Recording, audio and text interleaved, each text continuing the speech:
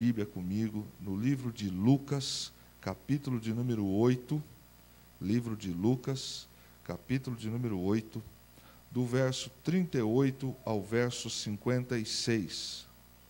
Evangelho segundo escreveu Lucas, capítulo 8, do verso 38 ao 56.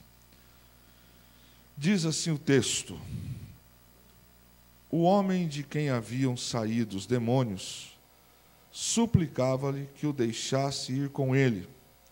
Mas Jesus o mandou embora, dizendo: volte para casa e conte o quanto Deus lhe fez. Assim o homem se foi e anunciou a toda a cidade o quanto Jesus tinha feito por ele. Quando Jesus voltou, uma multidão o recebeu, pois todos o esperavam. Então um homem chamado Jairo, dirigente da sinagoga, veio e prostrou-se aos pés de Jesus, implorando-lhe que fosse à sua casa, porque a sua única filha, de cerca de 12 anos, estava à morte. Estando Jesus a caminho, a multidão o comprimia. E estava ali certa mulher que 12 anos vinha sofrendo com uma hemorragia e gastara tudo o que tinha com os médicos, mas ninguém pudera curá-la. Ela chegou por trás dele, tocou na borda do seu manto e imediatamente cessou sua hemorragia. Quem tocou em mim? Perguntou Jesus, como todos negassem. Pedro disse: mestre, a multidão se aglomera e te comprime. Mas Jesus disse: alguém tocou em mim. Eu sei que de mim saiu o poder. Então a mulher, vendo que não conseguira passar desapercebida, veio tremendo e prostrou-se aos seus pés. Na presença de todo o povo, contou por que tinha tocado nele e como fora instantaneamente curada. Então ele lhe disse: filha, a tua fé a curou. Vá em paz. Enquanto Jesus ainda estava falando, chegou alguém da casa de Jairo, dirigente da sinagoga, e disse: sua filha morreu, não incomode mais o mestre. Ouvindo isso, Jesus disse a Jairo: não tenha medo, tão somente creia, e ela será curada. Quando chegou à casa de Jairo, não deixou ninguém entrar com ele, exceto Pedro, João, Tiago e o pai e a mãe da criança. Enquanto isso, todo o povo estava se lamentando e chorando por ela. Não chorem, disse Jesus. Ela não está morta, mas dorme. Todos começaram a rir dele, pois sabiam que ela estava morta. Mas ele a tomou pela mão e disse: Talita cumi, menina, levanta-se. O espírito dela voltou e ela se levantou imediatamente. Então Jesus ordenou que se lhe dessem de comer. Os pais dela ficaram maravilhados, mas ele lhes ordenou que não contassem a ninguém. Amém? Texto para nós da palavra do Senhor essa noite nos fala da história de um homem que estava com o lar totalmente devastado. Ele sai de casa numa condição em que simplesmente a sua filha estava para morrer. E nesta condição, a doença que a menina possuía era uma doença incurável, o que de fato lhe levaria e a levou à morte. Qual era a condição de Jairo nesta situação? Ele fazia parte de um grupo de religiosos. E nesse grupo de religiosos, ele era o líder. Ele era o líder, sendo o estado de Jerusalém, no caso a cidade, dividida em 9 distritos. Jairo era o líder de um desses distritos. Ele era quem coordenava uma dessas áreas. Ele era um homem de influência também. Ele era um homem que, dentre as suas funções, ele tinha uma posição social e ele governava os outros dentro da mesma categoria. Agora, veja o que esses homens tinham. Esses homens tinham Jesus por inimigo. Esses homens tinham Jesus por alguém que eles não suportavam, alguém que lhes pregava a verdade, alguém que lhes pregava o evangelho genuíno, mas que para eles era simplesmente impossível. Jesus era, para esses homens religiosos, uma pessoa que era uma pedra no sapato deles. E esse homem, chamado Jairo, era o líder daquele distrito, dos outros homens, membros da sinagoga. Se os homens que eram membros da sinagoga tinham contra Jesus uma oposição, imagine o líder deles como é que se comportava. E é dentro desses atos que nós temos aqui que, com certeza, nós encontramos algumas situações para sairmos daqui essa noite refletindo nesta decisão de Jairo. Primeiro, que a decisão dele não foi apoiada pelos seus pares. Ele tinha que escolher entre tomar a decisão ou não tomar. Ele já tinha notícias do que Jesus havia feito. Ele já tinha notícias daquilo que Jesus havia operado.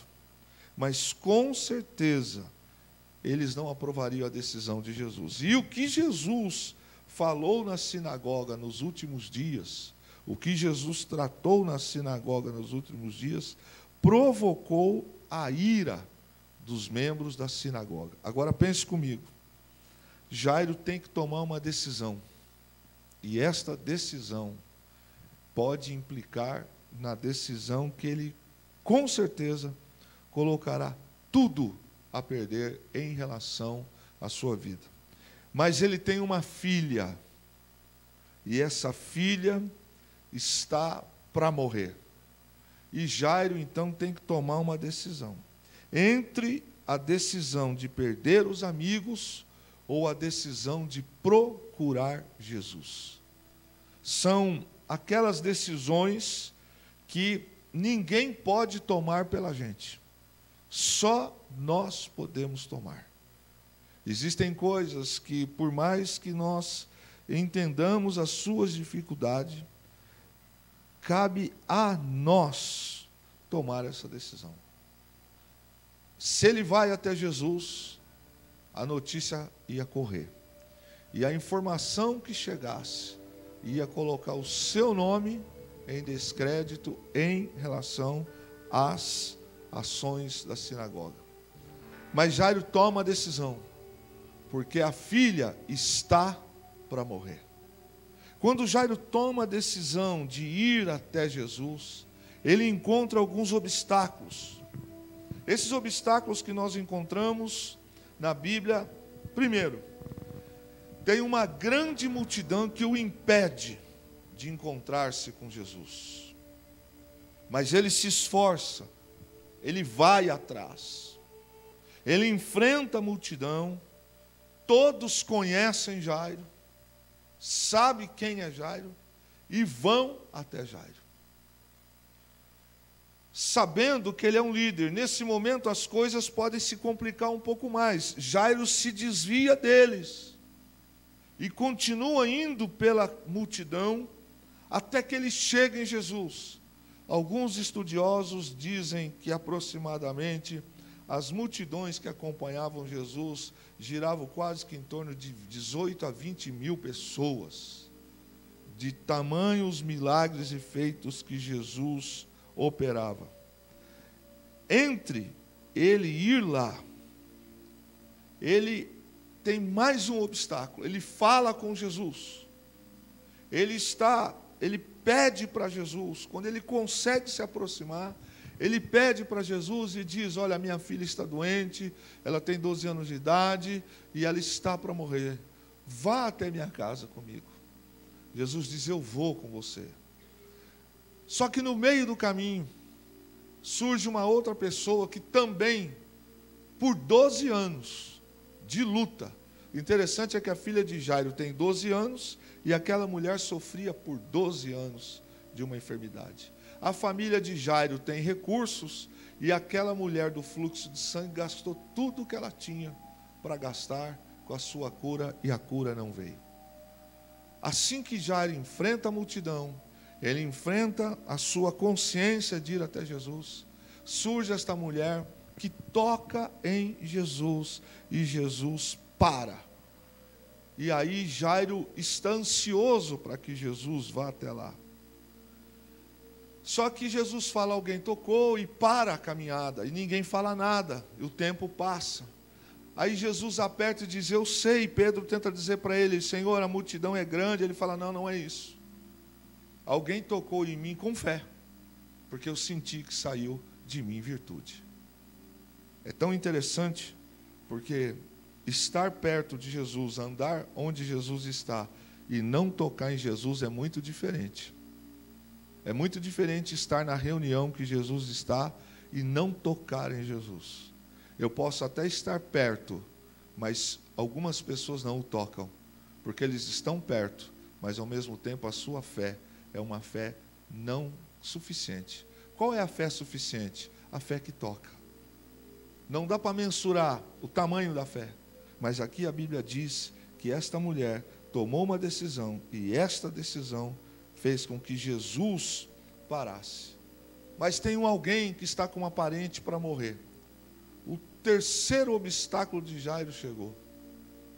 É o obstáculo da notícia que alguém lhe alcançou e disse, não incomode mais o mestre, a sua filha acabou de morrer. Não foi difícil para Jairo ir até Jesus enquanto a menina estava viva. Mas agora que a menina morreu, como é que fica a fé? É nesse momento que a multidão está falando com Jesus, e lições nós tiramos de tudo isso. Que ao mesmo tempo em que as pessoas estão falando com Jesus, a percepção de Jesus é tão fora do nosso pensar, que ele consegue escutar a notícia e ele pega o sentimento que está no coração de Jairo. Quando alguém diz para ele, não incomode mais, a menina morreu. Poxa, ele se expôs, ele caminhou entre a multidão, ele conseguiu chegar até Jesus. Jesus estava indo a caminho da casa dele. Não sabe, os autores, precisar qual a distância de onde Jesus parou até a casa de Jairo, mas o fato é que aquela parada atrapalhou os planos de Jairo, porque de fato a menina morreu. E se para Jairo foi fácil, quando a menina estava viva, agora já não é tão fácil, porque agora a fé tem que conviver com uma tragédia, e a tragédia é, a menina morreu. E a gente olha para o texto e consegue perceber que durante esse percurso, a fé de Jairo deu uma balançada. E agora? E aí, meus irmãos, para a gente pensar que ninguém aqui dentro está livre de uma notícia ruim, de um fato ruim, de uma situação adversa. Ninguém que serve ao Senhor Jesus, e Jairo não servia, mas fica aqui para nós um reforço até a mais. Ninguém que serve ao Senhor Jesus de corpo, alma e espírito deve se preocupar, porque quando Jesus escuta o que dizem para Jairo, ele também pega o que está no coração de Jairo, e imediatamente a notícia que chegou para Jairo, o Senhor olha para Jairo instantaneamente e fala assim, não temas, crê somente. Como faz diferença a gente passar pela luta com Jesus do lado? Como faz diferença a gente saber quem é Jesus? Uma toca em Jesus, que não faz parte da mensagem, por um ato quase que místico. Se tocar, talvez eu cure. E foi curada. O outro toma uma decisão que vai mudar radicalmente a sua vida. Vai mudar tudo. O que muda da tragédia da vida de Jairo para a situação que nós vamos entender daqui para frente? O que muda é que a notícia chegou, mas Jesus estava do lado de Jairo. E quando Jesus ouve isso, isso muda, porque eu fico pensando, se eu fosse Jairo, para que eu vou agora continuar na ansiedade de ir para casa? Se o que eu mais queria acabou de acontecer e a menina morreu. Mas ele manteve a fé. Ele não era um seguidor de Jesus, mas ele buscou a Jesus na hora certa. Tem gente que deixa a hora passar e depois as coisas complicam. A hora de se apegar com Jesus não é amanhã. A hora de se apegar com Jesus não é na véspera da ceia. A hora de se apegar com Jesus não é o mês que vem. A hora de se apegar com Jesus é hoje. É agora. Amanhã não é dia mais. Ninguém tem esse controle.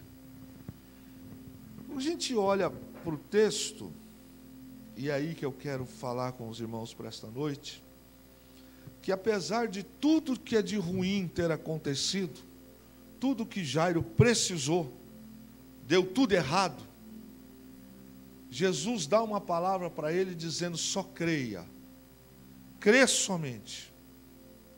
E foi nisso que Jairo se segurou. Ele creu. Agora perceba que a notícia chegou até Jesus, até Jairo, melhor dizendo, porque alguém, de alguma maneira, teve ciência de que Jairo foi até Jesus. E Jairo foi até Jesus para buscar cura. Mas abra sua Bíblia em Mateus 9, 23, que é um dos textos que me chamou a atenção, que é uma repetição do que fala o Evangelho de Lucas, que diz assim: quando Jesus chegou à casa daquele chefe de Jairo, viu os tocadores de flauta e a multidão em alvoroço. No costume judeu da época de Jesus, a pessoa, quando morria, não se velava o corpo como nós conhecemos hoje, que se vela às vezes o dia, ou às vezes 12 horas. Na época de Jesus, o corpo do falecido acabara de ser declarado como morto, era instantes posteriores, já era apresentado para o sepultamento. Só que Jairo sai para buscar a bênção, ele sai para buscar a cura. Quando ele chega em casa, antes dele voltar, antes dele ver o corpo da filha, e Jesus está com ele, ele encontra lá 3 tipos de pessoas, que são parte da nossa mensagem desta noite. Ele encontra lá os vizinhos curiosos, ele encontra lá as carpideiras, e ele encontra lá alguns músicos. Não se sabe, no caso aqui, se eram contratados ou por causa da posição de Jairo, mas fazia parte do velório de alguém a presença de algumas pessoas que ficavam cantando e as outras que ficavam chorando, mas que de fato eram contratadas. Não tinha emoção, não tinha relevância. E por que as pessoas foram até a casa de Jairo? Muito provavelmente por causa da influência de Jairo, por causa da situação que Jairo exercia no seu distrito, mas também porque os familiares de Jairo chamaram aquelas pessoas para realizar o funeral. Então as pessoas que estavam lá naquele local, elas deixam claro no texto subsequente que elas estão ali de corpo presente, mas o coração delas não tem nada a ver, porque elas estão chorando, e o choro das carpideiras é um choro que comove. Se você buscar nos assuntos da internet, você vai ver uma profissão que está quase que extinta. Ainda hoje existe em um ou outro lugar do mundo profissão de carpideira, que são pessoas que são contratadas para chorar no velório de alguém. Você já pensou alguém ter que ser contratado para chorar no seu velório? Tu foi um cabra muito ruim, mas muito ruim, porque não ter quem chore no seu velório me preocupa a salvação. Neste caso aqui, quando Jesus chega na casa, ele se depara com este cenário: pessoas se desgoelando de chorar. Mas as carpideiras choravam tanto que quem não conhecia pensava que era da família. E os músicos tinham nas suas habilidades para o velório, eles ficavam cantando canções, colocando o nome das pessoas que morreram. E também lembrando o nome dos parentes daquelas pessoas que da família já tinham morrido. Então era como se alguém citasse o seu nome, imagino que você morreu, e alguém ficasse lá cantando assim, Alisson, e ficasse repetindo, Gisele, e ficava inventando onda. Alisson era um bom homem, só que não. E ia. Aí todo mundo e chorava, porque tinha que enterrar. Não dava tempo. Agora, perceba que Jesus chegou. E quando Jesus chegou, ele vê este circo armado, esse teatro armado. E Jesus, então, toma uma decisão igualzinho o pai tomou. Quando Israel sai do Egito e vai atravessar para Canaã, o Senhor diz, eu quero falar com você, Moisés, quero falar com o meu povo, mas eu quero falar com você no monte. E ele separa e diz, até um local as pessoas vão. Dali para frente não sobe. Animal que subir, outra pessoa que for, vai morrer. Porque eu quero aquele momento, aquele local da minha glória se manifestar com você. E não é todo mundo que está preparado para ver e viver a presença e a glória de Deus. Quem subisse do monte ia ser fumegado. A gente olha para o texto e Jesus, quando chega lá, ele leva 3 homens com ele, sempre eles, Pedro, Tiago e João. Esses 3, vida consagrada, andando com Jesus, quando se deparam com aquele cenário, Jesus ainda tenta e diz assim, não chorem, a menina não está morta, a menina apenas dorme. Naquele momento, as pessoas que choravam, na mesma hora começaram a rir. Mas como é que muda o humor tão fácil assim? Como é que muda os sentimentos tão fácil assim? Jesus separa e diz assim, Pedro, Tiago e João, os pais da menina, venham para o quarto comigo. E não permite que mais ninguém entrasse no quarto. Ele só permite que aquelas pessoas estão ali. Quando Jesus diz, a menina não está morta, a menina dorme, todos que estavam chorando, tocando, e naquele semblante de tristeza, ridicularizam Jesus. A palavra no hebraico, o verbo no hebraico, e o Evangelho de Mateus e Marcos é o único que relata isso. Diz que eles ridicularizaram Jesus, debocharam de Jesus, porque quando eles olham para uma menina que está morta, como é que Jesus agora fala que a menina está dormindo?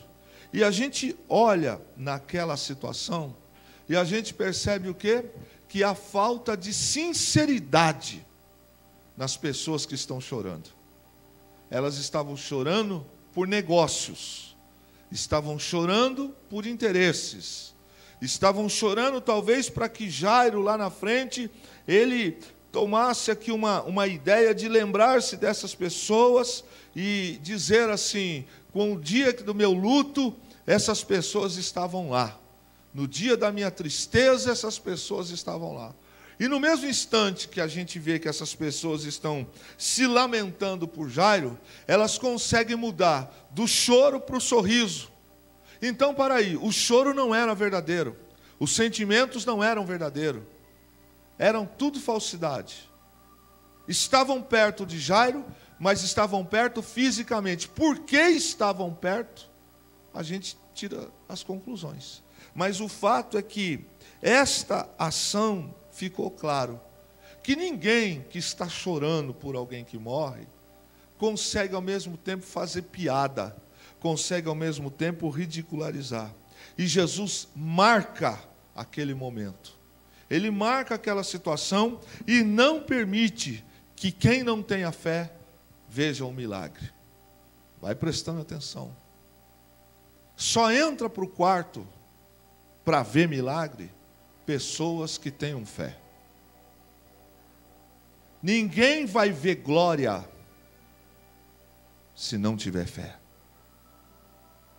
Ninguém vai ver o sobrenatural se não tiver fé. Pode saber que teve, pode olhar de longe, mas ser testemunha ocular é só para quem vive na presença de Deus.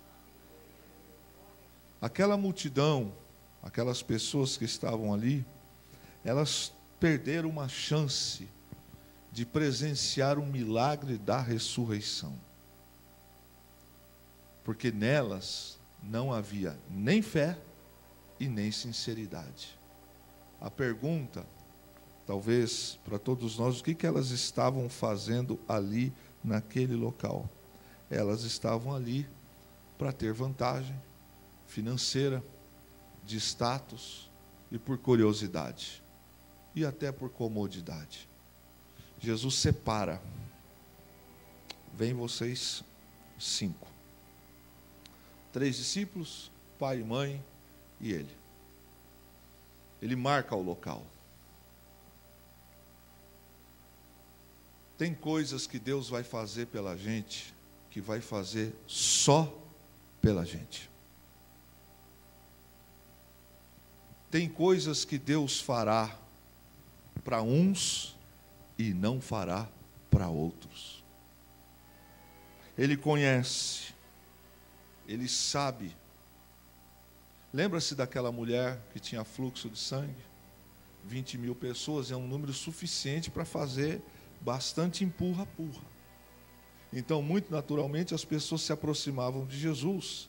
E talvez não fossem poucas as pessoas que tocavam em Jesus. Talvez a mão no ombro de Jesus. Mas aquela mulher, ela toca em Jesus nas franges da sua bata. Os mestres, os rabinos, se diferenciavam pelas franges das suas vestes. E aquela mulher, ela se abaixa para tocar. E ela recebe. A pergunta é, por que muita gente que estava ali doente não foi curada, mesmo tocando em Jesus? Porque tem gente que está perto, mas não toca em Jesus. Mas ela se curva e recebe a cura. Qual foi a primeira atitude de Jairo, o líder, quando ele chega diante de Jesus? Se você ler Mateus e Marcos, você vai ver que ele faz a mesma coisa. Ele se curva, se prostra, reconhece a autoridade, mas ele também é autoridade. E ele pede, por favor. E Jesus então disse, eu vou com você. E tudo o que aconteceu aqui nessa história, até Jesus ir à casa desse moço, pode parecer o seguinte: não valeu a pena, não adiantou nada. Só que Jesus não perdeu o controle da situação. Ele sabia que dava, mesmo que a moça tivesse morrido, como ela morreu, Ele é a ressurreição e a vida. Então ele não perdeu o controle. Mas quando ele chega lá, ele tem esse cenário que você está vendo. Pessoas que estão no meio da casa de Jairo, mas que estão, e quando chega Jesus lá, apesar de Jesus ser o Messias, apesar de Jesus ter operado sinais, as pessoas ridicularizam Jesus. Elas debocham de Jesus. E Jesus não dá bola. Mesmo elas rindo, Jesus marca o território e põe para dentro do quarto quem está certo. No caso, Jesus já sabe que o pai da menina, Jairo, e a mãe, estão com fé. Porque se não tivessem com fé, não teriam procurado Jesus. Qual o tamanho da fé de Jairo? Não sei, irmão. Mas a posição que Jairo exercia dentro da sinagoga, ele arriscou tudo. Ele se expôs à multidão, ao constrangimento. Teve uma notícia ruim quando está falando com Jesus indo a caminho de sua casa. E ele não deixou que a notícia ruim entrasse no seu coração. A única palavra que ficou perpetuando no coração dele foi essa: crê somente. Creia. Creia, disse Jesus. Jairo fala o hebraico. O hebraico é a língua que se fala no templo. O hebraico é a língua que se fala mais coloquial, das pessoas mais elevadas. E Jesus, quando entra para o quarto, ele olha a moça, menina que está morta. E Jesus, ele fala com a morta: Talita cumi. Ele não fala em hebraico, ele fala em aramaico. Qual a diferença disso aqui? Enquanto Jairo não permitia que as pessoas, como líder da sinagoga e os seus pares, que não falasse uma linguagem mais elevada, não se aproximasse dele, porque quem falava o aramaico eram pessoas mais simples, mais humildes. Então essas pessoas não tinham acesso ao templo com facilidade. E as pessoas da sinagoga também não queriam que essas pessoas estivessem perto. A religião de Jairo não salvou a sua filha.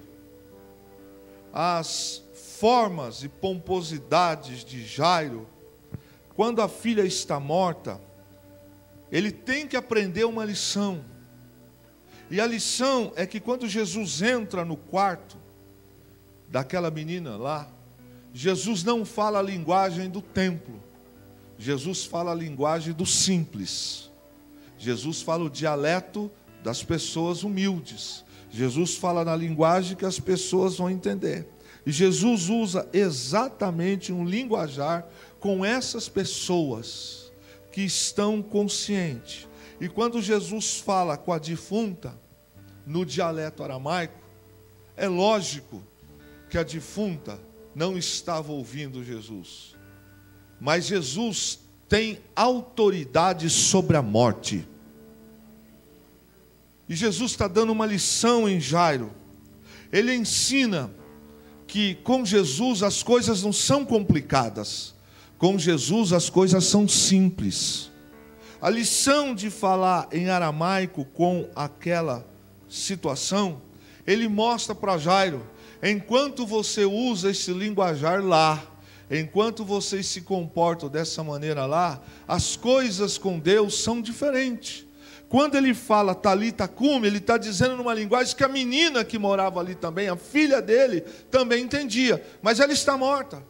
Mas o que está em evidência agora não é a questão dela estar morta, porque isso Jesus já sabe. O que Jesus está trazendo para Jairo de lição naquele momento é: Jairo, é menos. Quanto menos, é mais. Quanto mais simples para com Deus, mais a gente se chega perto de Deus. Quanto mais a gente se acha muita coisa, mais a gente se distancia de Deus. Quando Jesus fala com aquela defunta, na linguagem dela, Jesus está dando uma lição. A lição é esta: as coisas de Deus não são complicadas, é nós que complicamos. As coisas com Deus não são difíceis, somos nós quem criamos as dificuldades. E Jesus está dizendo para Jairo: está vendo todas essas pessoas que estão aí fora? Elas não estão nem de longe sentindo o que você está sentindo. Mas aquilo que é importante para você, na simplicidade do Eterno, se manifestou o ressuscitar da sua filha aqui no dia de hoje. Agora, imagine a cena. Aquelas pessoas sabem que a moça está morta, e ao abrir a porta, a menina sai andando pela casa. Quem é que ri agora? Quem é que dá risada agora de Jesus? Minutos antes, Jesus foi ridicularizado. Minutos depois, a menina sai viva. Mas ela não estava morta? Estava. Só que Jesus a ressuscitou. Sabe, queridos, ao ler esse texto, me vêm alguns pensamentos durante essa semana. Primeiro, nem todos que estão próximos na hora da dor, de fato se importam conosco. Tem gente que está perto, mas na verdade está longe, porque está de presença aqui, mas está distante. E às vezes as pessoas confundem, e fica uma lição para nós, que às vezes quem está perto da gente não significa que se importa com a nossa dor, muito pelo contrário. Também a gente aprende nessa lição que existem pessoas que tiram lucro dos nossos sofrimentos. Existem pessoas que, enquanto nós estamos sofrendo, elas estão tendo vantagem. Então é muito importante nós tomarmos cuidado com as alianças que nós fazemos nos momentos de dor. Porque, de repente, tem gente que está olhando para nós, mas está simplesmente esperando uma oportunidade para fazer o quê? Aquilo que lhe promova, aquilo que lhe traga vantagem, aquilo que é porque ele vive. A gente também encontra no texto a lição de que nem sempre as nossas lutas tocam a fé dos outros. Porque as pessoas que estavam chorando ali, minutos depois, estavam debochando daquele que ia ressuscitar a filha de Jairo. Por isso que a sua luta, ela é sua. E nem todo mundo se comunica com a sua dor. E nem todo mundo tem a sua fé para receber o que você vai receber. Tem gente que usa linguagem de fé, tem gente que usa aparência de fé, mas na verdade Jesus sabe quem é seu e quem não é. E quando Jesus leva para o quarto, para o secreto, no particular, quando Jesus opera o milagre, ele não permite que incrédulos vejam o milagre. Entende isso? Que incrédulo vai ver milagre na vida dos outros, mas não vai ver na sua. Que incrédulo vai saber de milagre na vida dos outros, mas na sua não vai ter. A gente vê que essas pessoas estavam ali, mas infelizmente elas estavam sem atitudes de verdade, de tristeza e de dor.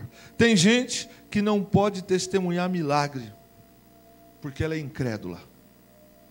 Aí você começa a entender por que existem coisas que Deus faz, às vezes em nos levar para alguns locais, para algumas situações, e não permite que vá a outras. Porque quando a gente sair de dentro do quarto, do luto, o que vai sair junto com a gente é vida. O que vai sair junto com a gente é milagre. E você sabe o quanto você sofreu para receber esse milagre. Talvez nem todo mundo vai aplaudir o seu milagre, mas você sabe o preço que você pagou para receber o seu milagre. Jairo teve que se submeter. Ele teve que atravessar os seus piores desafios. Mas a filha estava a morrer. A quarta lição que nós tiramos disso é: quem é que nós trazemos para perto na hora da luta? Quem que a gente traz para perto? Cuidado com quem a gente anda trazendo para perto na hora da luta. Porque de repente eu estou colocando um baita de um lobo dentro de casa. Eu estou colocando uma baita de uma oportunista dentro de casa. Eu estou entregando a minha alma na mão de quem? Eu estou entregando a minha casa na mão de quem? Então nós precisamos tomar cuidado. Porque na hora da luta, tem um monte de gente que dá conselho errado. Não é? É igual resfriado. Ó, toma chá disso, chá disso, chá disso, chá daquilo. Durante um tempo, as pessoas entendiam que as pessoas desmaiavam, passavam mal, dava água com açúcar. Muita gente deve ter morrido. Porque, na verdade, nem sabia se era diabético ou não. Se fosse o negócio, o cara foi embora. Então, tem certas coisas que a gente traz para perto, quando a gente está com a luta, porque parece que é a salvação. Eu vou dizer bem alto para esta igreja essa noite: a salvação só está numa pessoa, em Jesus. A salvação não está na agiota, a salvação não está no banco, a salvação não está no suposto amigo, a salvação não está em coisas, a salvação está em Jesus. Quem é que nós trazemos para perto de nós quando nós estamos na luta? Nós deveríamos trazer para perto de nós pessoas espirituais, porque Deus sabe quem é espiritual e vai andar do seu lado, e essas pessoas com você vai ver ou vão ver os milagres de Deus. Há uma canção que Alda Célia canta, que os seus melhores amigos são aqueles que te levam mais perto à presença de Deus. Esses são seus amigos. Quem você traz para perto quando você está com problema? A cartomante? O jogador de búzios? O cara da academia? O sujeito do bar da esquina? O tiozinho do mercado? A atitude de Jairo nos ensina que tem hora em que nós precisamos descer aos olhos da humanidade, aos olhos de quem tripudia, aos olhos de quem se vinga. Você está sendo humilhado, mas a Bíblia diz que é nisso que sai a exaltação. É quando nós nos humilhamos que o Senhor nos exalta. Entendeu? Então, às vezes, as pessoas olham para você e pegam uma oportunidade para fazer um discurso e te jogar para baixo, para arrebentar com você. Mas não se esqueça, foi você que trouxe essas pessoas para perto. Selecione melhor as pessoas para andar do seu lado. Selecione melhor as pessoas para compartilhar da sua vida, das suas lutas, porque são elas que, se forem espirituais, vão te ajudar a buscar a presença do Senhor. A gente olha para o texto e vê que tem coisas que Deus só fala para a gente entender. Por exemplo, eu acredito que esta palavra essa noite, além da minha vida, deve ter mais alguém que está entendendo claramente o que Deus está dizendo para você. Tem coisas que as pessoas vão sair do culto, talvez, dizendo assim: não entendi nada. Mas você não entendeu porque Deus estava falando para quem estava ligado. Tem coisas que você, num ato aqui do culto, você fala: entendi, Senhor, peguei. Tem coisas que Deus vai falar que só quem está na prova vai entender, porque está ligado, porque está buscando. A gente olha para o texto e vê que nem todos que estão perto sabem da relação que nós temos com Jesus. Por que você está indo lá? Lembra daquela mulher que o filho morreu? A viúva? Ela passa por todo mundo e fala: está tudo bem? Está tudo bem. E ela está indo aqui, atrás do profeta. E quando ela chega diante do profeta, ela deixou para trás expectativas, ela deixou para trás interrogações, ela não fala nada com ninguém, ela apenas vai atrás do profeta. E ela entende que o profeta pode trazer sobre a vida dela. E a gente olha para esse texto e vê que as ações que às vezes Deus faz com a gente, é só a gente que vai entender. E nem todo mundo sabe da relação que a gente tem com Jesus. Aí alguém às vezes fala assim, mas fulano recebeu e eu não recebi. Aí você sabe a relação que ele tem com Jesus? Você sabe o preço que ele tem com Jesus? A gente olha para o texto e vê que tem ações que Deus faz só com quem entende. Por exemplo, aquela passagem que Jesus gospe na terra, faz o lodo e passa dos olhos. Vai entender o negócio daquele? Mas o cego entendeu. E mais do que entender, o cego enxergou. Tem coisas que Deus faz, quando Ele passa e vê o paralítico à beira do tanque, Ele sabe o que o moço quer. E Ele pergunta para o moço assim, o que queres que eu te faça? O que quero que eu te faça? Jesus pergunta para ele. Parece que uma pergunta boba, não é? Mas Jesus sabia por que estava perguntando. E o paralítico sabia o que ele queria. A gente olha para o texto e vê que Jesus diz assim, Talita cumi, no aramaico, menina, levanta-te. Jesus está dizendo para a morte, eu mando em você. Jesus está dizendo para o caos, eu mando em você. Jesus está dizendo para aquilo que travou a vida da menina, levanta, libera ela. Jesus está declarando quando ele diz Talita cumi, ele está dizendo, eu tenho autoridade, solta ela. Aquela menina que também falava no aramaico quando era viva, é óbvio que estando morta não, mas Jesus está dizendo, demonstrando para Jairo, Jairo, menos com Deus é mais. Enquanto vocês ficam impedindo que os simples andem no templo, entrem no templo, se aproximem, a linguagem de Deus é simples. Às vezes as pessoas esperam de um grande nome internacional, dos holofotes, que venha e que faça alguma coisa. E Deus está nos dizendo esta noite, eu opero aonde tem fé. Não é nas multidões. Foram 6 pessoas com Jesus e 5 que viram o milagre. A gente olha para o texto e vê que Jesus, que coisa fantástica. Tem coisas que a gente olha hoje e dá por perdido, dá por caos, dá por sem chance. Só que Jesus, ele não só ressuscita a menina, ele cura ela da doença. Tem coisas que nós estamos passando agora, e que Deus vai fazer amanhã, e que nunca mais nós vamos sofrer com esses problemas. E o milagre de Jesus é que Ele não faz as coisas pela metade.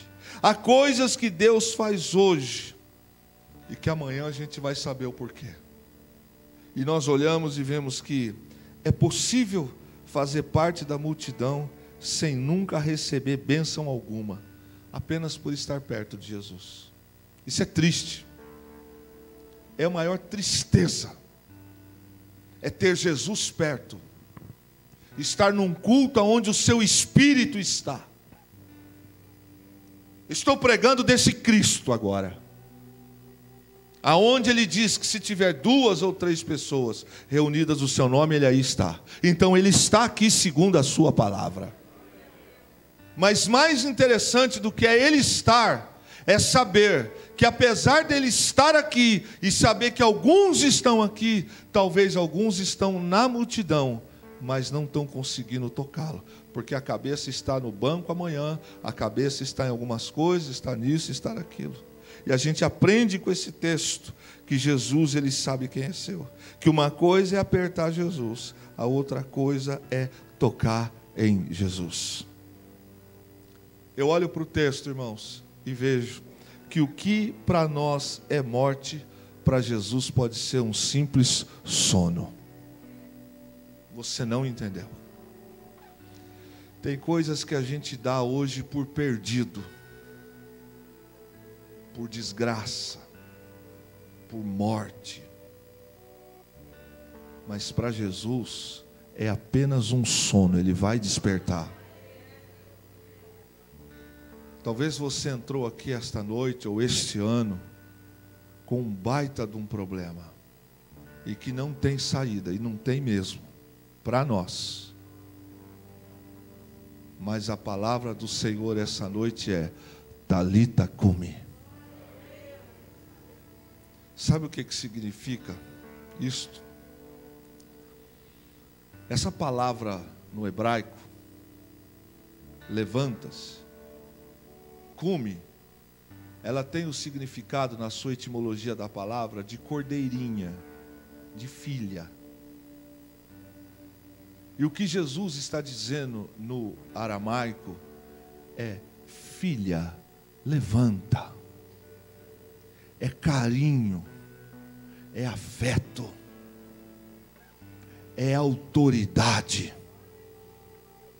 O que para nós hoje está desgraçado, está perdido, está sem saída, está sem oportunidade, não tem jeito. Bastou Jesus entrar para o quarto, ele nem precisava disso. Às vezes Deus está nos levando para alguns marcos. Quem é espiritual vai entender. Às vezes Jesus está nos levando para alguns marcos que quem está fora vai estar zombando.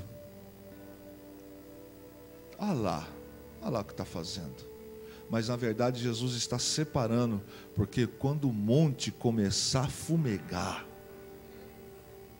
quando as coisas começarem a estremecer, quem está perto vai ver a glória.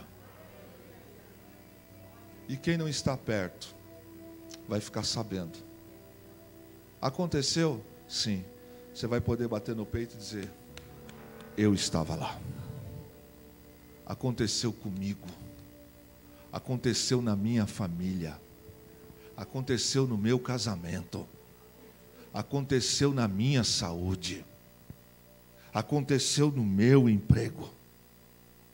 A gente também olha para o texto e vê que nem a morte é um estado irrevogável para Jesus. A gente olha também que aquilo que para nós é o fim, para Jesus é apenas um repouso. A gente vê no texto que por mais desastroso que a notícia venha chegar ao nosso ouvido, a última palavra sempre é de Jesus. Pastor, o médico falou, as pessoas falaram, todo mundo falou. Pois é, irmão, todo mundo pode falar, mas Jesus falou isso? Não, então eu vou ficar com a palavra de Jesus.